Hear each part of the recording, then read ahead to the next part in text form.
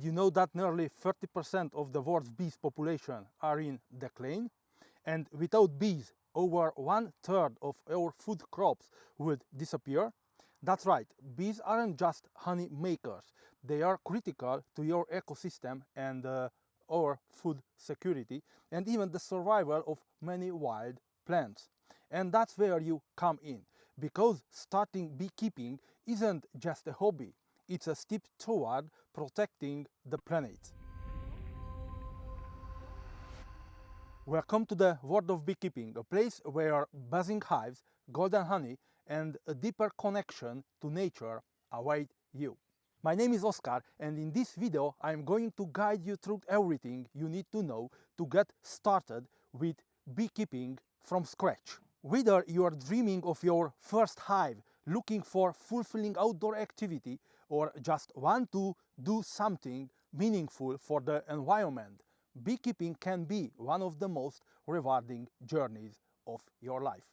You'll gain more than just honey. You'll gain resilience, patience, and a whole new appreciation for life, one bee at a time. But let's be honest, starting beekeeping can feel overwhelming. You're probably asking yourself, what if the bees sting me? What if I mess something up and ruin the whole colony? Do I need a big piece of land, special permits, thousands of dollars in equipment? You are not alone. These are exactly the questions that stop most people before they even lift the lid on their first hive. Because let's face it, there are a lot of misconceptions floating around. Some people imagine angry swarms chasing them through the garden. Others think it's all about complex scientific routines and hours of technical hive inspection. Some are told they need years to training or a rural homestead to even get started. And unfortunately, these myths scare away for many people who would make great beekeepers. Here's the truth. You don't need to be an expert. You don't need a farm. And you definitely don't need to be fearless. You just need a plan, a clear, step-by-step approach that helps you understand the bees, respect their rhythm, and support their natural behavior. That's what I am going to show you today. Because beekeeping doesn't start with expensive tools or a perfect land. It starts with curiosity, commitment, and a community. And if you got those three things, trust me, you are already halfway there. So let's walk through the process together. Let's break it down before you ever put on a bee suit or touch a hive tool. Your most powerful tool is knowledge. You see, bees aren't just little flying insects that make honey. They're part of a deeply organized superorganism with complex communication, division of labor, and seasonal rhythms that guide every move inside the hive. So, what should you focus on first? Bee biology. Learn the roles of each bee, the queen, the workers, and the drones. Understand how the colony functions as a unit. For example, did you know the queen doesn't control the hives? The workers actually make most of the decisions. Hive structure. Get familiar with the layout of a standard hive, like the Langstroth, boxes, frames, foundation, broad nest, supers. Once you understand what goes where and why, you'll feel much more confident when you are working with real bees. Seasonal cycles. Bees don't have the same way all year. Spring is for build up, summer is for honey production, fall is for preparing for winter, and winter is survival. If you know what bees are naturally trying to do during each season, you'll know exactly how to support them without interfering too much. Now, here is the good news. You don't need to go back to school or spend hundreds of hours studying. There are excellent beginner looks like Beekeeping for Dummies, the Beekeeper's Handbook, or Natural Beekeeping that break it all down step by step. YouTube is also a gold mine, especially channels with real beekeepers walk you through their hives and explaining what's happening. And if you want real-time support, join an online community or a local beekeeping group. Many beginners find it super helpful to connect with someone more experienced who's been through the same learning curve. This stage is all about building confidence. You don't have to memorize everything, but knowing the basics will give you calm and clarity you need when your first hive arrives. Because when you understand why the bees do what they do, everything else becomes so much easier. Choose the right equipment. Let's be clear, you don't need to break the bank to get started with beekeeping. There are a lot of fancy tools and high-tech gadgets out there, but in your first year, you only need a few essential items to do the job safely and effectively. Here is what you actually need and why. A beehive. Most beginners started with a Langstroth hive, and for good reason. It's the most widely used system, which means you'll find the most support, tutorials and replacement parts. A standard setup includes a bottom board, a deep brood boxes, medium honey supers, an inner cover and a telescopic outer lid. Start with one full hive and ask for one colony. Later on you can expand. Bee suit and gloves. This isn't optional, especially in your first year.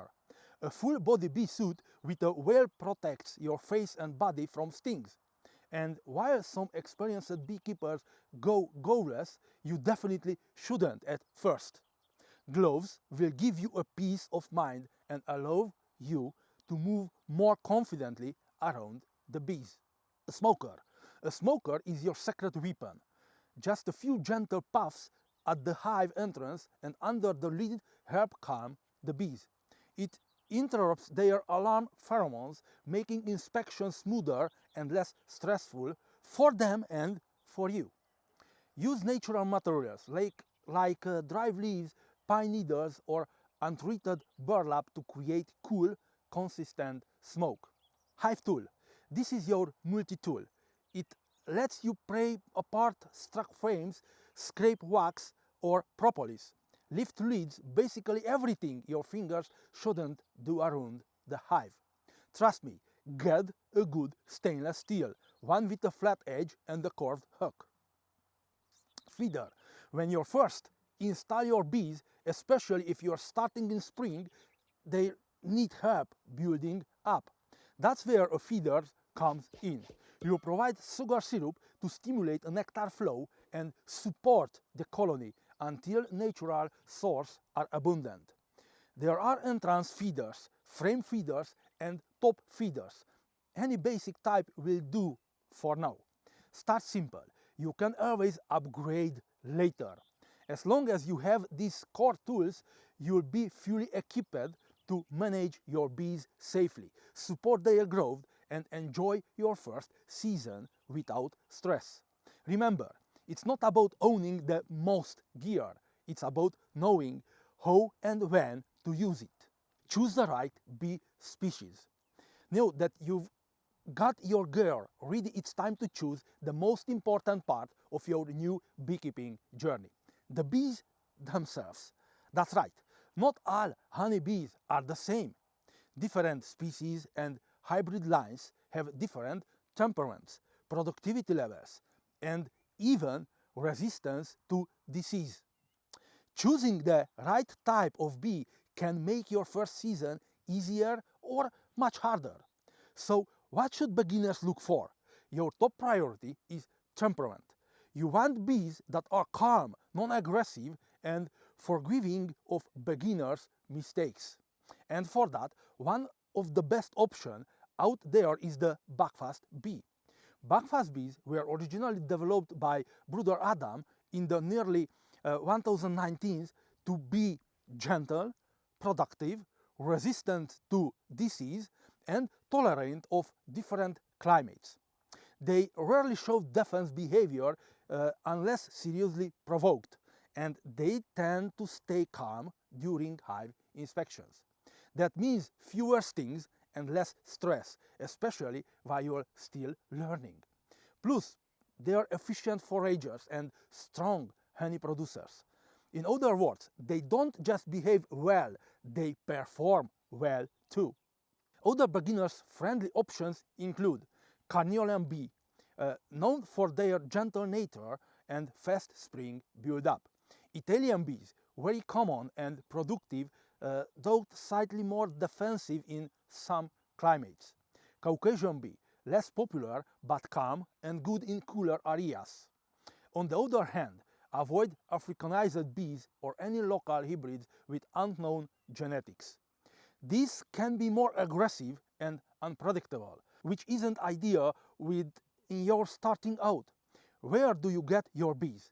You can buy a nucleus colony, a nuke, a small starter colony with queen, workers, brood, and fruit already established. A package of bees, loose bees with a cage queen shipped together, a bit harder to start with. Or even capture a swarm. Though this is more advanced and not recommended for first-timers. If possible, buy your bees from a reputable local breeder.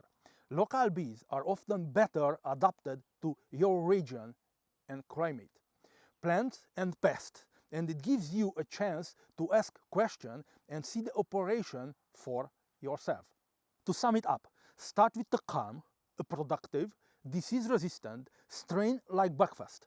It all makes your first season smoother, safer, and much more enjoyable. Pick the right location. Where you place your hive is just as important as what you put inside it.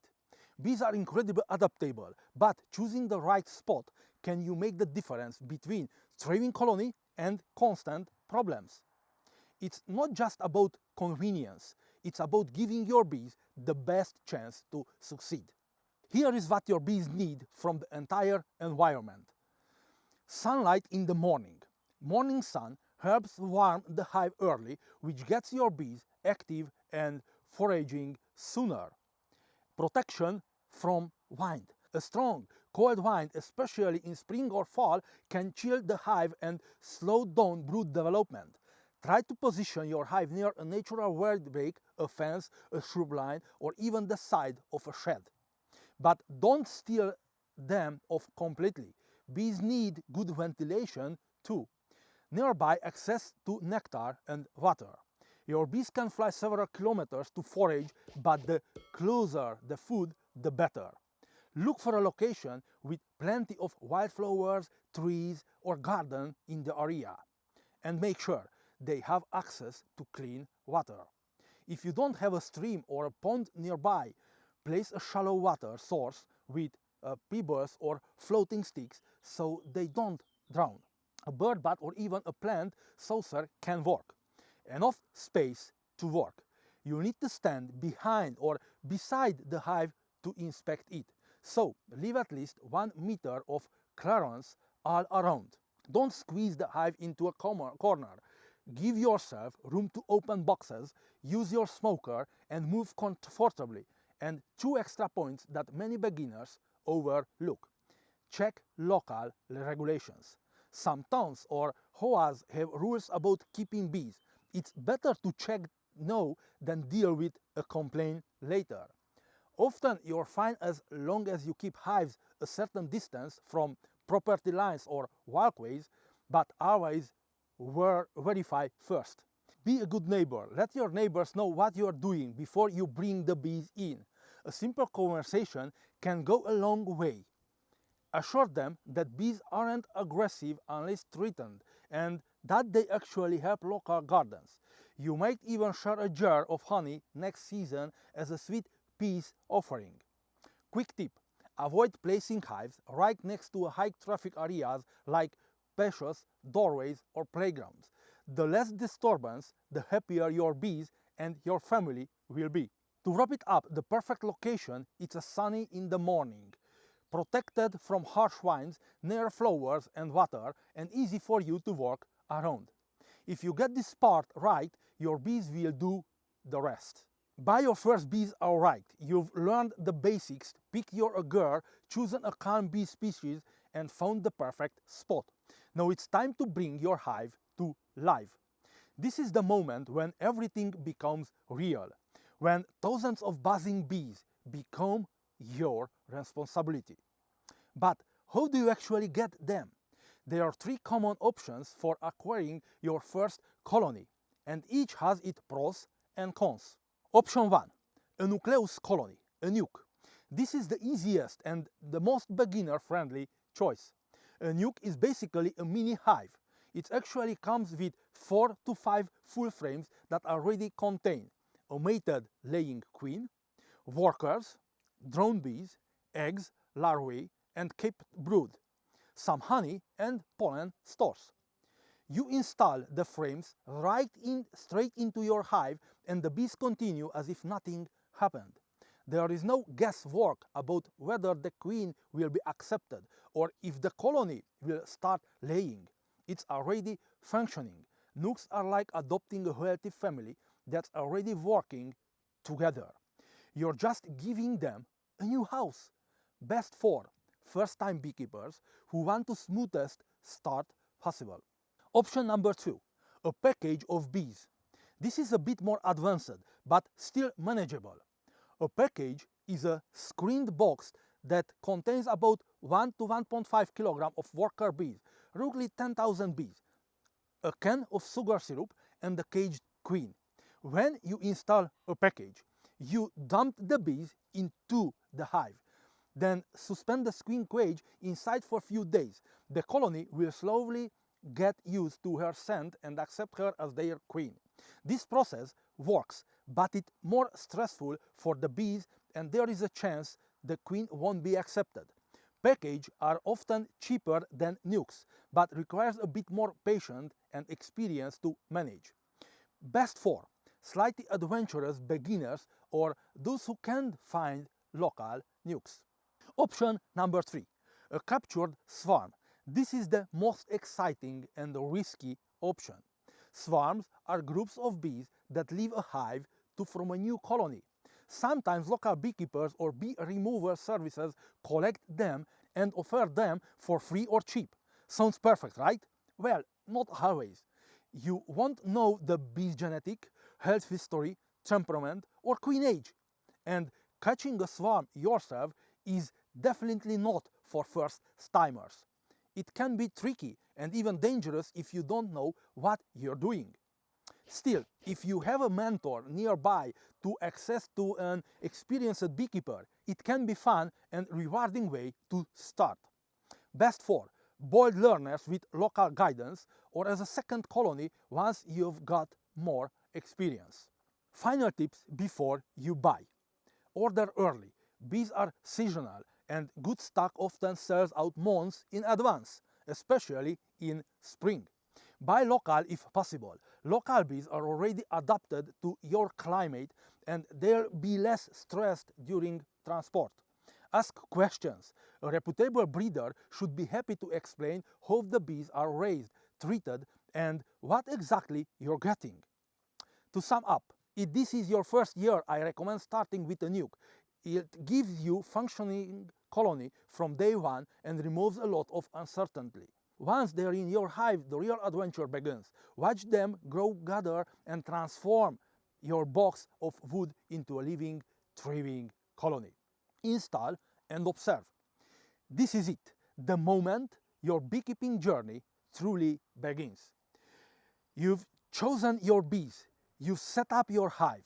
Now it's time to install your colony and let the magic happen. If you're using a nuke, you carefully transfer each of the 4 to 5 frames into the center of your hive box. Place them in the same order and orientation they were in the nuke. Add a couple of empty frames on each side. Choose the lid, close the lid, and your bees are home. If you're using a package, gently shake the bees into the hive box and hang the queen cage between 2 frames. After 3 days, check to see if the bees have released her. If you not, you can manually remove the candy plug. Once your bees are inside, feed them some sugar syrup, step back and let them settle. But what comes next is where your real work begins: observation. Beekeeping isn't about control, it's about reading the hive. And the more you observe, the better you understand what your bees need, often before problems arise. Here is what to look for during inspection. Every 7 to 10 days is enough. The queen's activity. Can you see eggs? Is there a consistent brood pattern? No big gaps? Even if you don't spot the queen herself, the presence of fresh eggs means she's there and doing her job. Brood patterns. Healthy brood looks like a dense patch of caped cells, all about the same age. Spotty or irregular patterns could signal queen problems or disease. The more you see, the better you'll get at recognizing what's normal and what's not. Food stores. Your bees need nectar or syrup and pollen to survive and raise young. Look for honey and pollen stored around the edge of the brood nest. If they're running low, especially early in the season, keep feeding them. Hive temperament.